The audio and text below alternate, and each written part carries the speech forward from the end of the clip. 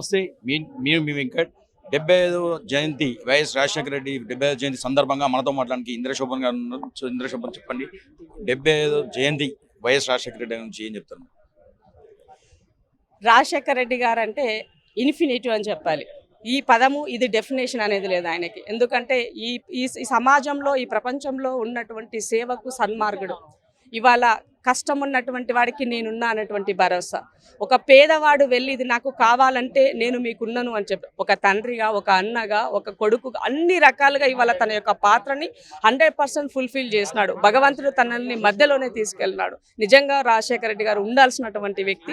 But ఇవాళ రాజశేఖర రెడ్డి గారు చేసుకున్నటువంటి సంక్షేమాన్ని ప్రజలకి మనం ముందు తీసుకెళ్లడంలో ఇవాళ ప్రజాపాలనలో రేవంత్ అన్న సర్కార్ ఇవాళ అదే లైన్లో ముందుకెళ్తున్నది.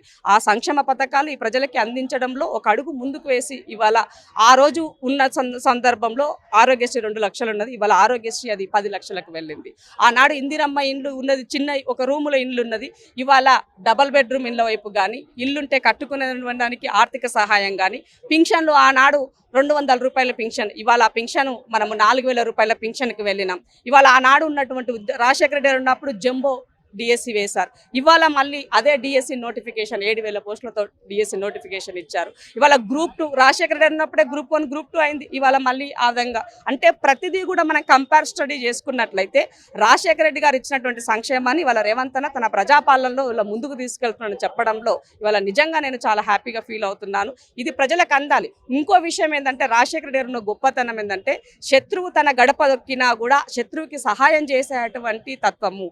ఈ పార్టీలో ఎవరైనా పని చేసేటువంటి వ్యక్తి ఉంటే పిలిచి వాళ్ళకి అతను ఏం కావాలని అడిగినటువంటి వ్యక్తి. రాజశేఖర రెడ్డి గురించి ఒక్కడే మాటలు చెప్పాలంటే కడుపు కొట్టేటువంటి వ్యక్తిత్వం కాదు, అవసరమైతే తనని ఇలా ఒక దెబ్బ కొట్టి ఇది కాదు ఇలా చెయ్యని చెప్పినటువంటి నేచర్ అది ఇవాళ రాజకీయాల్లో ఉంది.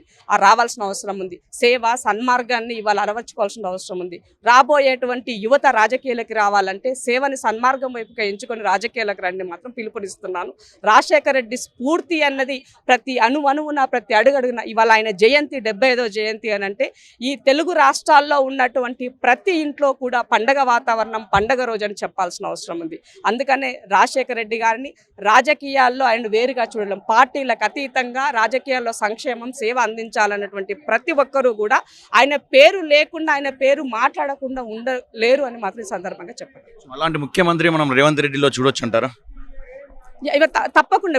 ఇప్పుడు అందుకే అదే మాట చెప్తున్నాను నేను. ఇవాళ రాజశేఖర రెడ్డి గారి యొక్క ఇందాక నేను కంపేరిటివ్ స్టడీ చేసింది కూడా అదే చెప్పాను నేను. ఆనాడు రాజశేఖర రెడ్డి గారు ఉన్నప్పుడే రైతులకు పోడు భూములు పంచిచ్చినాడు. ఆ రోజు ఉన్నటువంటి వాళ్ళు మీరు కావాలనుకుంటే నిజంగానే అడవిలో ఉన్నటువంటి చెంచులకు 1 of 90 అది ఉన్నటువంటి వాటిని ఇంప్లిమెంట్ చేయమని చెప్పేసి ఆయన అడిగినారు. అంటే ప్రతి పిల్లలకి విద్య అందించాలి, చదువుకోలేనటువంటి పేదలు ఇవాళ ఫీజు రియంబర్స్మెంట్ కావాలి, ఆయన వేసినటువంటి ఆద్యమే. అదే ఇవాళ రేవంత్ అన్న సర్కార్లో ఇవాళ విద్యకి అధిక ప్రాధాన్యత ఇస్తున్నారు. ఇవాళ ఒక ఇంటిగ్రేటెడ్ స్కూల్స్ ఏర్పాటు చేయాలనుకుంటున్నారు. ఇవాళ ప్రతి దగ్గరలో కూడా హాస్పిటాలిటీ బెడ్స్ని పెంచాలనుకుంటున్నారు. వీటన్నిటి అనుకోవడం కాదు, అవి కార్యరూపంలో కూడా అడుగు వేస్తున్నారు. సో బడ్జెట్లో కూడా వాటికి అలొకేషన్స్ని ఏర్పాటు చేస్తున్నారు. కాబట్టి ఏదైనా ఒక ప్రాక్టికాలిటీ వైపుకు ఇవాళ రేవంత్ అన్న సర్కార్, రాజశేఖర రెడ్డి గారు ఏ విధంగా చేశారో ఆయన పేరును మరపించే విధంగా పాలన కొనసాగిస్తున్నారని చెప్పడానికి నాకు ఎలాంటి సంశయం లేదు. 100% ఆ దిశగా వెళ్తున్నారు. ఆ భగవంతుడు కూడా తనకి ఇంకింత ఎక్కువగా అది ఇవ్వాలి అని చెప్పేసి కోరుకుంటున్నాను. Thank you.